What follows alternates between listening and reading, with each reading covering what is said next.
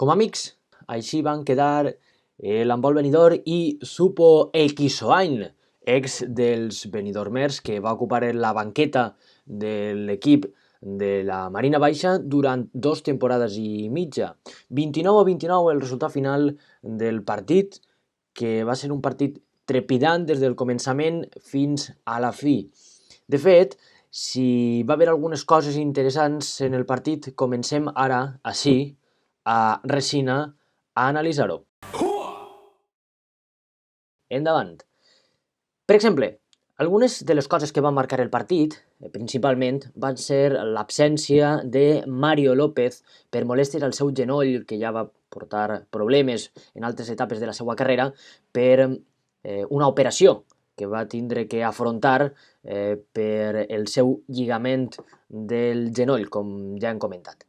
Altra de les absències que tenia en bon Benidorm era Borja Méndez, el central gallec, que es va lesionar als quarts de final de la Copa del Rei contra el Vidasoa i que per aquesta raó encara no estava disponible per a Fernando Latorre. Un esguins, i el mateix Fernando Latorre, abans del partit, ens va comentar en primícia i també ho va deixar caure a la prèvia en la pàgina web del Benidorm, que segurament estiga disponible per la setmana que ve i que espera que el partit contra Guadalajara arribi en condicions òptimes o com a mínim dins del que seria possible i comprensible per a poder disputar el partit.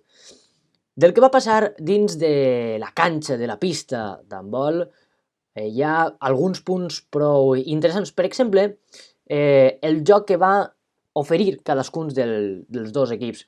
Per part de l'handbol Benidorm va ser molt interessant l'intent durant tota la temporada, i és el seu joc més reconeixible, connectar amb el pivot. De fet, els dos millors jugadors en atac de l'handbol Benidorm en el partit van ser Emil Feuchman, que va anotar 3 gols, i Gonzalo Porras, el pivot vallisoletà, que de fet ens va deixar un gol espectacular per l'esquena.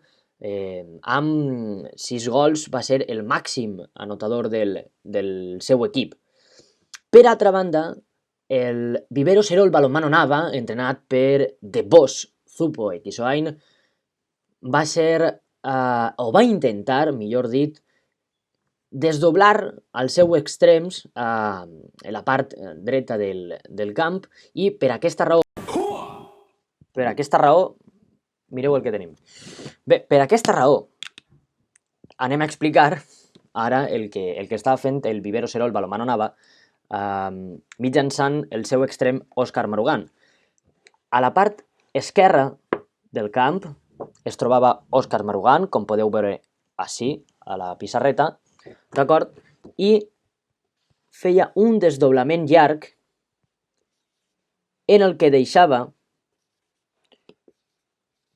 un desdoblament llarg, d'acord? I jugaven així un 2 contra 1 en la zona esquerra del camp amb Rodrigo Pérez Arce i Darío Ajo, i emparellava d'aquesta manera els defensors de l'handbol Benidorm en esta part esquerra del camp. Normalment els defensors estaven sent o Parker, que és el que...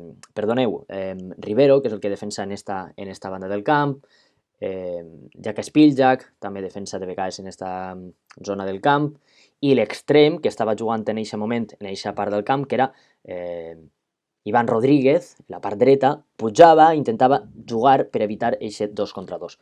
A partir d'aquesta acció, arribaven una sèrie d'encreuaments al centre, amb els quals tant Felipe Mota com el seu company Silva, Jorge Silva, intentaven enhebrar joc al centre de la defensa de Benidorm i manejar tant a Carlos Grau, el capitán Carlos Grau, Graucius, i a Pepe Oliver.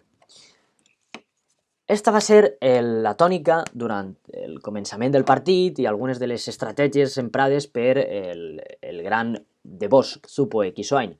Però va haver altres claus durant el partit. Per exemple, la poca efectivitat dels extrems de Benidorm, tant de Josep Folqués, que sí que va anotar gols, però va ser en contraatac, només un gol des de la zona posicional de l'extrem, de fet van ser dos, i, per exemple, Balsacejovic en la zona dreta, que, si no recorde malament, ha sigut el seu primer gol a la Soval, per la falta de Mario López, Fernando Latorre es va veure obligat a introduir a este fitxatge que ha tingut molts pocs minuts durant tota la temporada i presumiblement és difícil que continuï la temporada que ve. Veurem què és el que passa amb Balsacejovic. També va ser clau en el partit la poca eficiència d'Ivan Rodríguez, que va errar un 0 de 2 a l'extrem dret. Normalment el percentatge de llançament en aquesta zona del camp amb Mario López és molt alta, en aquest sentit no va anar per eixa línia, i tampoc va ser el millor partit per a James Parker, tot i que va aconseguir 5 gols, que a la seva faceta anotadora està prou bé interessant, però tal vegada és un jugador que també se'l demana intentar produir exclusions a l'altre equip per el seu desequilibri, i no es van veure l'equip del Vivero Serol Balonmano Nava superats en esta faceta. Qui sí va ser clau, ara anem a la vessant del Vivero Serol Balonmano Nava, va ser la defensa d'este equip, de l'equip segovià, de Segovia, que mitjançant Álvaro Seabra, la torre portuguesa, i Rosales, els dos especialistes defensius, van portar molt bé i de forma molt directa i regida la direcció de la defensa del Vivero Serol Balonmano Nava, que només 29 gols està prou bé tenint en compte que 5 gols aproximadament van ser de contraatac de l'handbol Benidorm, i per aquesta raó crec que hem de reconèixer sempre eixa feina que no té tanta vistositat com en altres moments del partit, tal vegada els que fiquen gols o els que són més espectaculars, però Álvaro Seabra i Rosales van jugar un partit extraordinari. També s'ha de subratllar amb tinta i amb fosforito i amb tot el que vulgueu un nom, Rodrigo Pérez Arce. Què partit va fer l'exjugador del Abanca de Mar León? Va fer un partit sensacional en la direcció del joc, anotant, replegant, fins i tot defensant en la zona exterior del camp, i va ser un partit de Rodrigo per emmarcar 9 gols en total, cap exclusió. Va jugar un dels millors partits de la temporada, i és de veres que els golejadors sempre se'ls pot acusar que tinguen una gran quantitat de gols anotats des dels 7 metres, però és que no va ser esta la tònica del partit. Més ben bé va ser en acció de jugada, que és molt més difícil. Per últim, m'agradaria també reconèixer el partit que van fer Patowski i Gerai Lamariano. Els porters de Benidorm van tindre uns percentatges de parades acceptables, al voltant del 20%, 30%, va estar bé. El que passa que Gerai Lamariano i Patowski van parar les pilotes als moments que havien de parar. I jo crec que esta va ser la clau. Mireu, tenim per ací les dades dels percentatges de parades de Roberto Rodríguez, la Torre de l'Oro sevillana i Leo Tercariol, que van comentar el partit que era més llarg que l'Amazones, perquè és un porter que arriba a algunes pilotades que penses que no pot arribar. Leo va fer un 16%, molt per baix del que normalment és la seva mitjana de parades, i Roberto Rodríguez sí que va estar una miqueta més encertat, va fer un 33% de percentatge de parades. Per últim, anem a veure el percentatge de Gerai Lamariano, que va ser un 25%, i Dmitry Patowski, que de patós no té res, va fer un 26. Aleshores, la mitjana de la porteria del Vivero Serol Balomano Nava va ser d'un 25,64%, per contra de la de l'Handbol Benidorm, que va ser d'un 25,63%. És a dir, un punt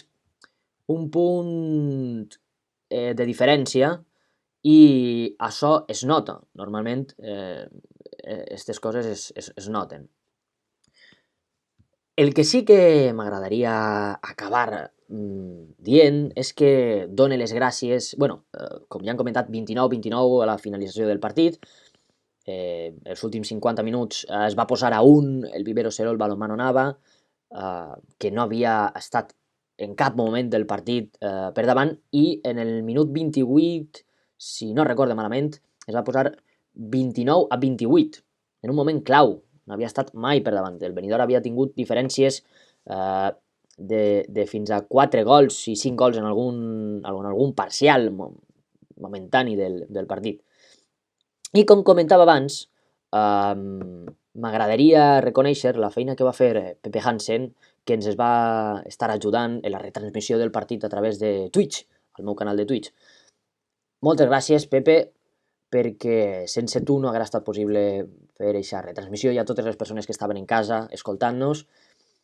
Gràcies, de veres. Intentarem millorar l'àudio, sabent que no va ser l'àudio més factible ni més eficient, però és el que hi ha.